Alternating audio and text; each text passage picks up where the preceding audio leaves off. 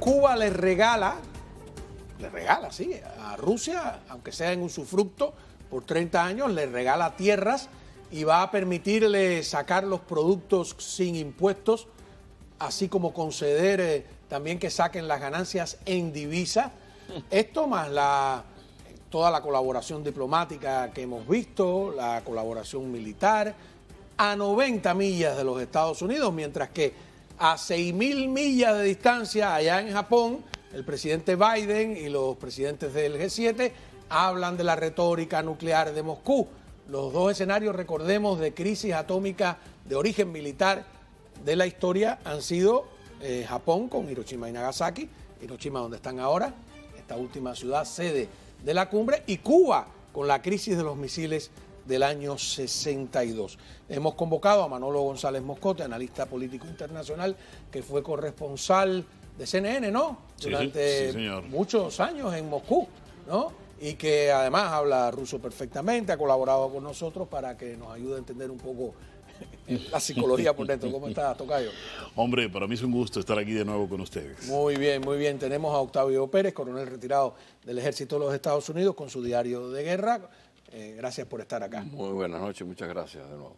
A ver, el tema de la retórica atómica, ¿no? Desde Japón, sin embargo, hay una colaboración militar con Cuba abierta, lo han dicho, delegación tras delegación rusa al más alto nivel llega a Cuba, Cuba va, incluso Díaz-Canel, a Rusia, se entrevista con Putin, alardean de esa colaboración, y aquí nadie dice nada. Explícame a nivel internacional cómo pasan esas cosas. Bueno, lo que básicamente está sucediendo, y obviamente no es público, es hasta qué punto se está comprometiendo Cuba y se está comprometiendo Rusia en una colaboración justamente frente a Estados Unidos, a 90 millas. Llegó uno de los alfiles más importantes que tiene Putin, es Nikolai Patrushev, que es el secretario del Consejo de Seguridad. ¿Qué ha venido a hacer y ha estado siguiendo él más otras personalidades que han llegado? El canciller ruso también ha estado 7 veces. Pero al parecer lo más grueso que pueden estar haciendo es viendo y estudiando la posibilidad de nuevo de dos cosas. Un centro importante de telecomunicaciones, muy importante al estilo que tienen en Nicaragua, un radar de estos gigantescos, también estarían pensando en Cuba, y lo otro es la posibilidad de regresar armas nucleares de nueva generación, cómo llevarlas y cómo ponerlas en Cuba. Eso es uno de los grandes dilemas que tiene hoy Putin. ¿Crearían otra crisis de los misiles? De nueva generación, acuérdense que esos misiles de 62, oh, por supuesto, eso de llevar barcos, de traer barcos, de darle en comodato unos puertos a Rusia, todo esto tiene un asidero, simplemente es una tapadera, así como en Tartus, en Siria, que perfectamente Putin allí tiene supuestamente una base de mantenimiento, pero no, realmente esto es eso. Es armas que llegan y es un centro militar muy importante para Putin en Siria. Aquí en Cuba se quiere utilizar a Cuba como una plaza de armas, poner muchas armas allí y ver cómo le hace, obviamente, el quite a Estados Unidos. Pero aquí hay otra cosa importante. ¿Cuál?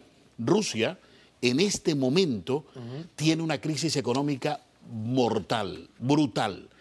Los productos que necesita del diario vivir de la gente están fallando, y la visita que hizo Lavrov, uno de los objetivos fundamentales es ver cómo consigue productos por Latinoamérica y llevar de Cuba.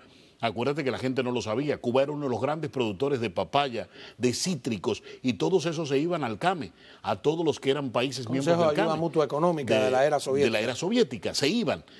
Se quiere potenciar a Cuba de nuevo en esto, por eso se traen a empresarios rusos para potenciar el comercio en Cuba. A eso se está viniendo a Cuba, pero hay otro problema en Cuba. El sistema económico de Cuba no le conviene a Rusia. ¿Y qué necesitan ellos? Hombre, muy sencillo.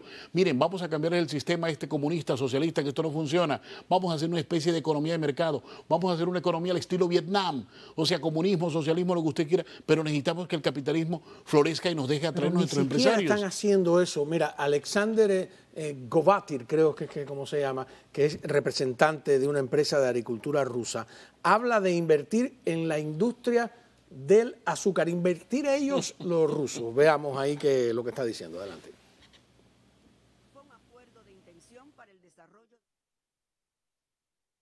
Precisamente por eso estamos aquí, para levantar, para mantener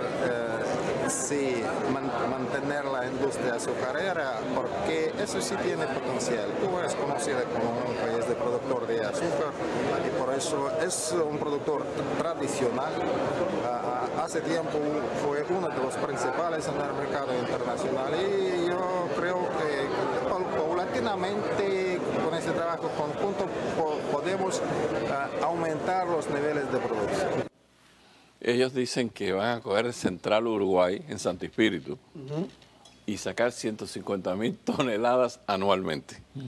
De azúcar. De azúcar. Entonces, si tú sabes que hay países como, digamos, en la industria petrolera, Venezuela, Irán, necesitarían casi 10 años de inversiones para levantar la industria petrolera. En Cuba, ¿cuántos de estos centrales que han sido abandonados, que están destrozados, que la maquinaria es más de 50 años, la inversión no van a sacar 150.000 toneladas? Es casi de cero que tienen que volver a iniciar allí, Exactamente, tienen que hacerlo todo. Por la obsolescencia.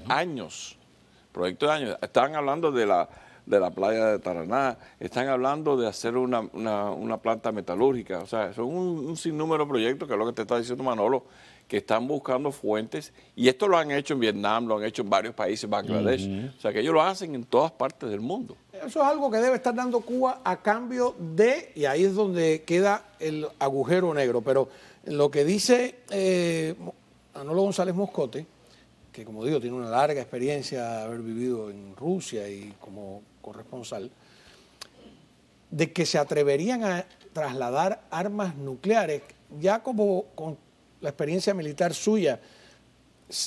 Porque yo, fíjate, voy a decir una cosa, como no viví esa época, siempre me pregunto, ¿cómo pudieron en el año 62, ¿no?, que fue la crisis de los misiles, trasladar todas esas armas nucleares y que los americanos no se dieran cuenta hasta que estuvieron allí? Y lo que está diciendo Moscote es que ahora son más movibles porque son más pequeñas. ¿Está usted de acuerdo con eso? Bueno, lo que pasa sí que el Iskander, que es un misil de medio alcance, 500 kilómetros, que 500 kilómetros de La Habana, por supuesto, casi toda la Florida y el sur de Georgia, en otras palabras. Hay muchos misiles que no son nucleares de 2 megatones, que se pueden usar es más bien como una ofrenda a los Estados Unidos. Por ejemplo, traer todas las armas tácticas. Pero armas nucleares podrían... Son nucleares con ojivas nucleares. Nucleares, por supuesto. Son medio kilotón, un cuarto kilotón. Pero se puede hoy en día trasladar armas nucleares en avión. En el mundo de los satélites, los GPS, el espionaje electrónico, sin que no se dé cuenta. No. Ahí es donde está la cosa. Primero, el movimiento de cualquier material radioactivo de ojivas nucleares está siendo precisado por los sistemas, no únicamente norteamericanos. En ese sentido no había satélites, no había GPS, claro. No había... Entonces, es bien difícil hacerlo, pero es potencialmente más plausible traer un misil Iskander en un avión de carga o traerlo, porque no era lo masivo que era el SS-2, que era una cosa que se vería una cañería de agua que está en medio de un barco. Oye, si todos lo pasaron... Es increíble. ¿Por qué? ¿Cómo lograron hacer eso? Bueno, como tú dices, nadie pensó en un momento que los rusos iban a ser capaces, aunque ya había alusión cuando nosotros pusimos los Pershings en Turquía, en Cyrillic, que eso fue la razón por la que los rusos traen a Cuba. A Cuba los misiles rusos. En Turquía, que es miembro de la OTAN, los americanos ponen los misiles Pershing mirando hacia Rusia. Y ahí es donde dijeron, no, espérate, esto hay que coger. Pero hubo un estudio de casi un año de los rusos hacer eso, antes de hacer, o sea, del año 60 al 61 estuvieron estudiando todo ese proceso. Ya nosotros teníamos los Pershing en el año 59, 58, mirando hacia Rusia. Con esos antecedentes de Cuba, yo me sigo preguntando cómo no se toman en serio la obvia exposición descarada de cómo están estrechando relaciones con Moscú. O sea, están haciendo una exhibición de... No sé con qué objetivo, De eso se trata precisamente. Primero, es público esto de lo que está necesitando Rusia en este momento. O sea, eso no lo puedes ocultar. Segundo, hay otra cosa también aquí muy importante y se trata de lo que decía Octavio en su momento, y es que si tú traes el golpe psicológico de decir o hacer o montar así sea una maqueta de un misil de estos, tenerlo en Cuba y hacer público esto después, esto es una gran afrenta en Estados Unidos. Eso es una de las cosas que también pueden lugar una especie de golpe de opinión, ¿no? De que estamos aquí, llegamos y ustedes ni cuenta se dieron. Golpe de opinión. A la vuelta, lo que